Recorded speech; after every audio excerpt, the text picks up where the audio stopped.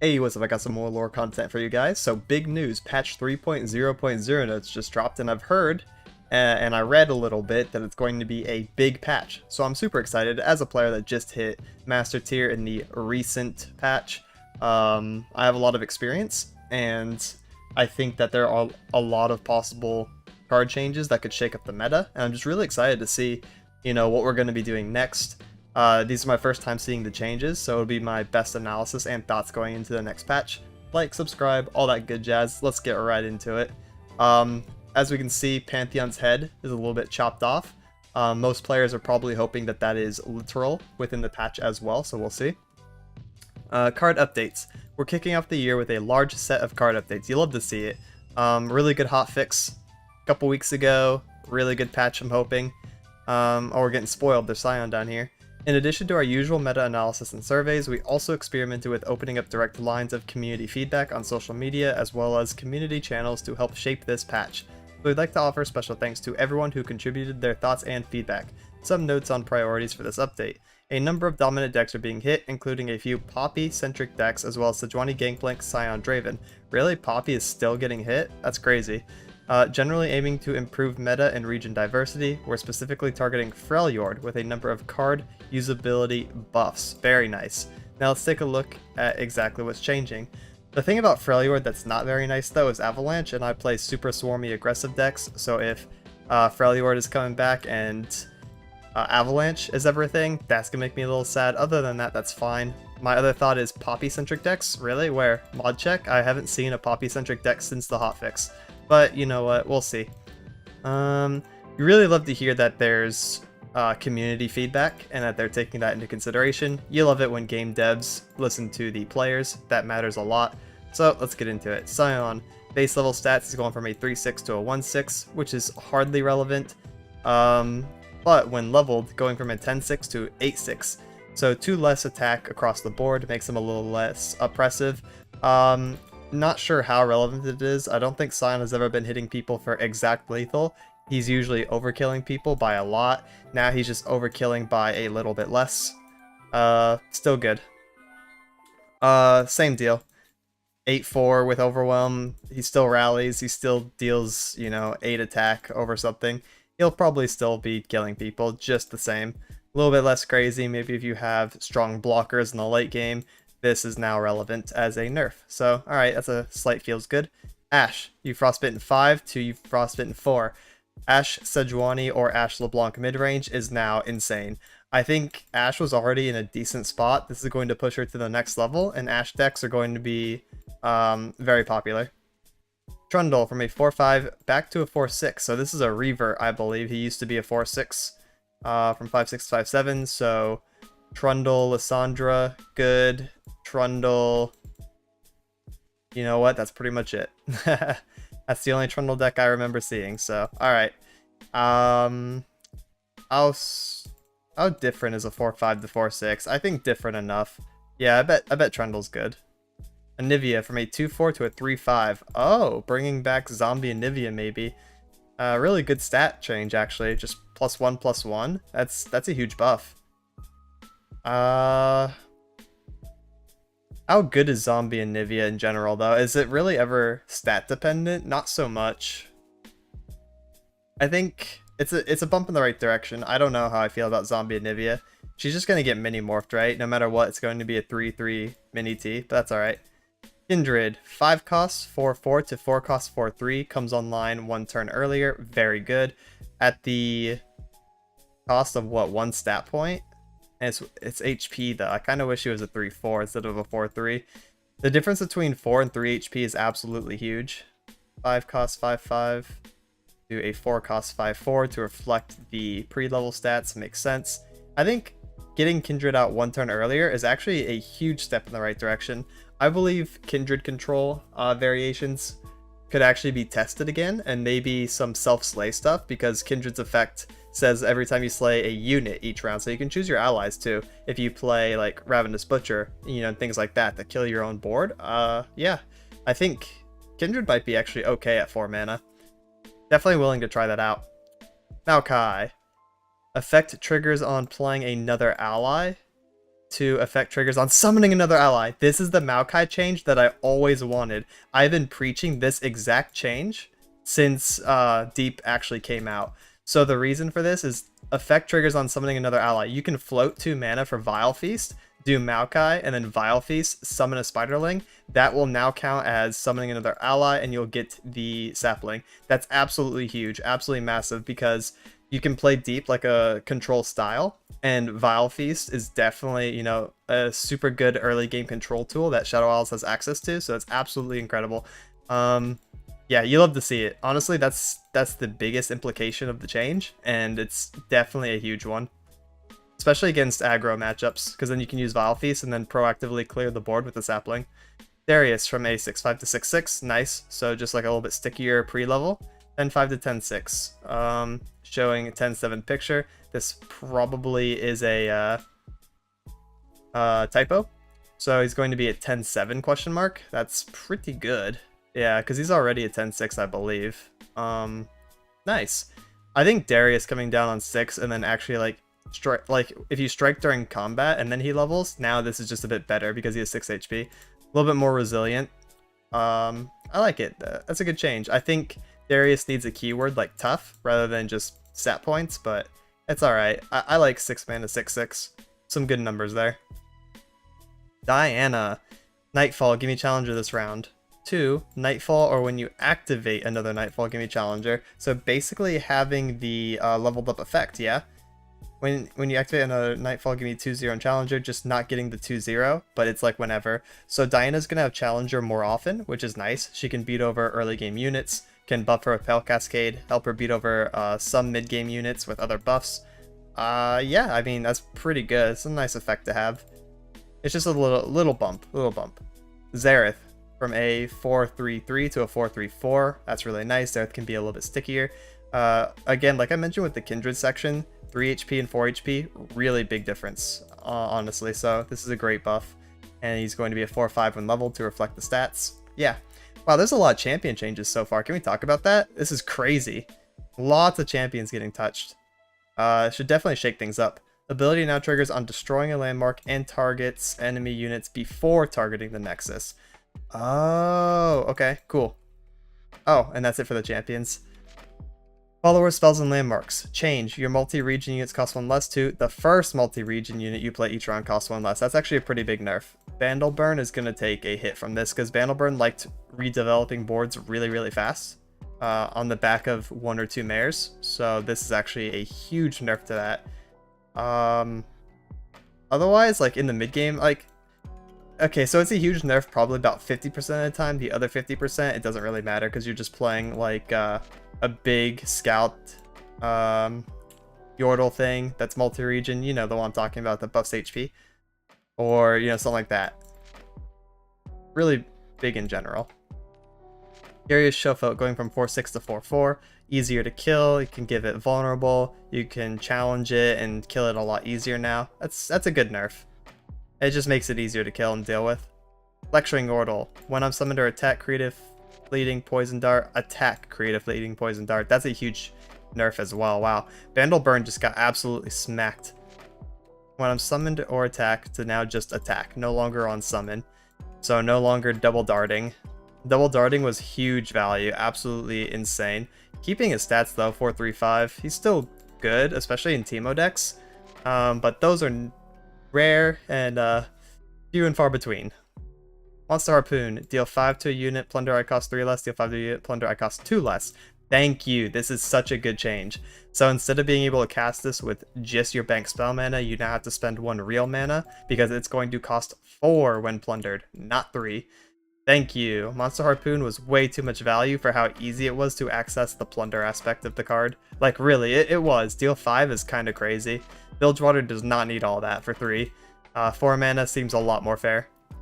It to that stairs. Play obliterate all landmarks or deal 2 to all of the units to play obliterate all landmarks, right? Or deal 3 to all of the units, so it's just a bit stronger on the board clear.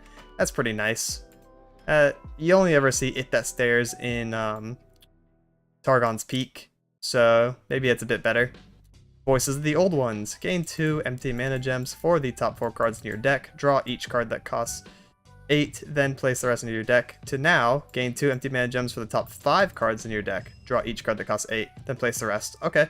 Wow, that's actually pretty good. It's a potential draw 5, which is not going to happen. It just makes it more consistent that you get value back for the card for spending so much mana on it. You get the 2 mana gems, but also you get to draw anywhere between 1 and 3 on average. You're probably never going to draw 5. If you do, that's actually probably bad for you, but that's nice. It's just a little consistency bump for super rampy decks. Iceborne Legacy. Slow to burst. Hey, slow to burst. I don't think I've ever seen that in my life.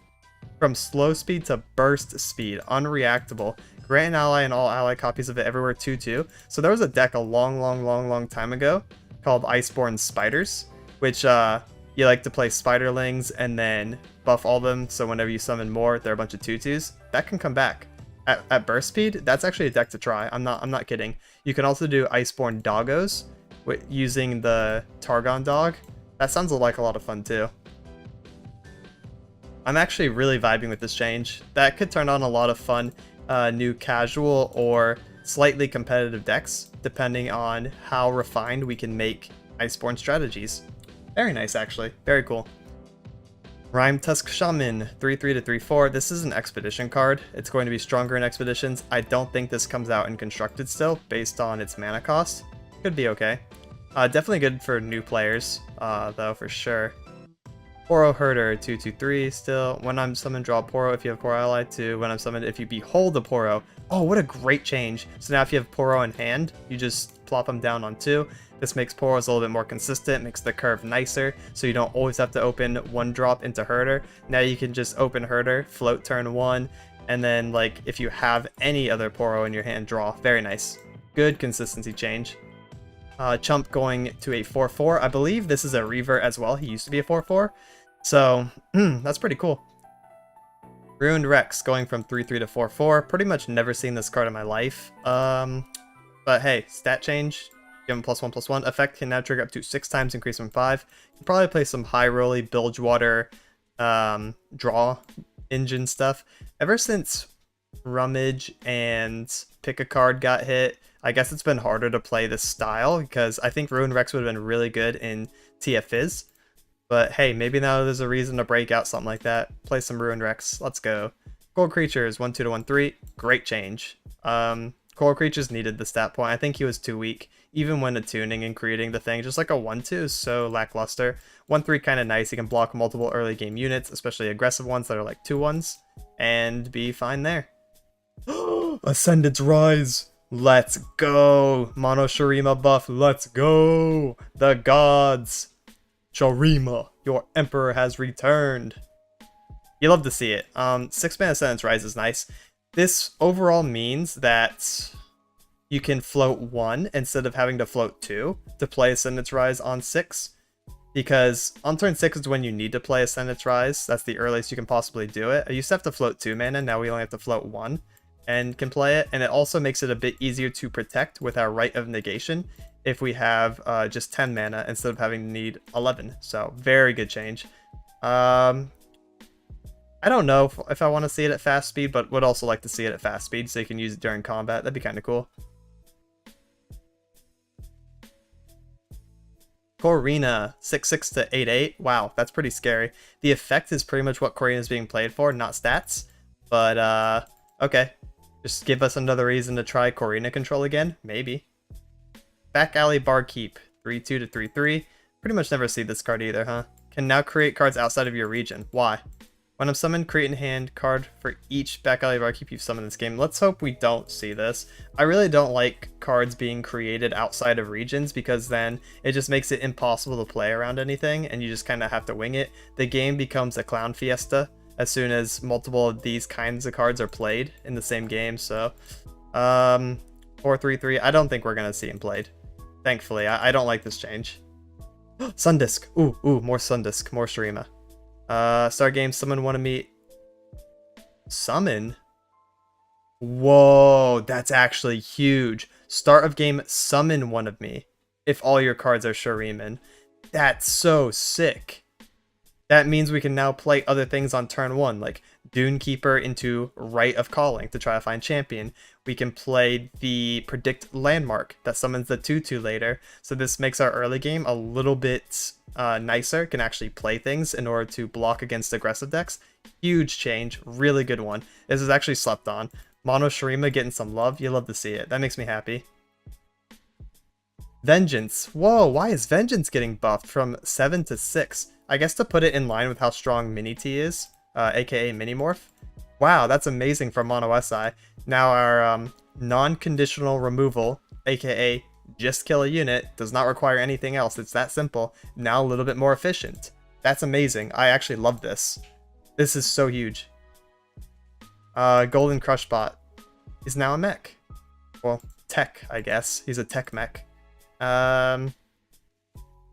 Relevant in Heimer decks? Question mark? Maybe. Hidden Pathways. Cost from 5 to 6. Cost 2 less. Will now be 3 mana, draw 2, instead of 2 mana, draw 2. Very nice. Having to cost 1 extra, I don't think that's going to be super relevant because it's still just like premium refuel, but good change nonetheless. And that's it for the card changes. Nice. Wow, great patch actually. Great. Everything I play got buffed. By everything I mean Mono SI and Mono Shurima.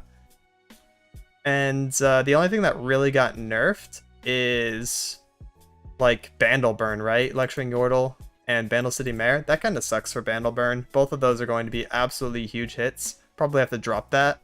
Other than that, I'm pretty happy about all the changes. Okay. We're getting new skins. What is this? Is this Trundle? This looks like Worldbreaker Trundle. Oh, that's exactly what it is. Oh, very cool. To compensate, or not compensate, but to complement his buff, he's also getting a skin. So they're doing the League of Legends Classic, where if a champion gets buffed, you already know a patch or 2 later they're getting a skin, so that they can sell. Makes sense. Definitely a good marketing strategy to bring over to Legends or Runeterra. Players love that. Alternate art. What is this? Elise? Worldbreaker Elise? So exclusive lore skin. I do not believe she has this. I like the Aztec theme. That's kind of cool. Got the temple up there. That's kind of neat. I don't know if I'll get that. She's not really like Shadow Isles themed. This looks more like a Shuriman strategy. But yeah, I mean, Iceborne Spiders is going to be a thing, so they release an Elise skin. That makes sense to me. Very cool. Very scary. Sorry for anyone with arachnophobia. Very scary. Who's this? Scion? Worldbreaker Scion? That's cool. I like that. He got nerfed and then he's getting a skin. That's not what Riot is supposed to do, but you know what? It's alright. He's kind of cool. I like that. What is this? Oh, Worldbreaker Nasus, also coming over from League. That's a good one. I like the color scheme of Worldbreaker. That's kind of neat. Okay. What's this? Oh. I click on Malphite and it brings me to another Nasus picture. Because I'm pretty sure this is Malphite over here. Worldbreaker Malphite, very cool. Oh, Worldbreaker Maokai too. Wow, a lot of cool skins. They're all Worldbreaker themed. Nautilus. We can play Worldbreaker, Maokai, and Nautilus together. This is what they should do. They should make skins for champions that already have like established decks together. So now we can play Worldbreaker Deep. That's kind of sick. And there's a board to also go along with it. That's cool. Guardian as well. Card back as well. Wow, they're really pushing this Worldbreaker theme. We're gonna get an event pass for it or something? Bundle. Okay. Bug fixes. Cool. Anything good? Anything good? Gonna break.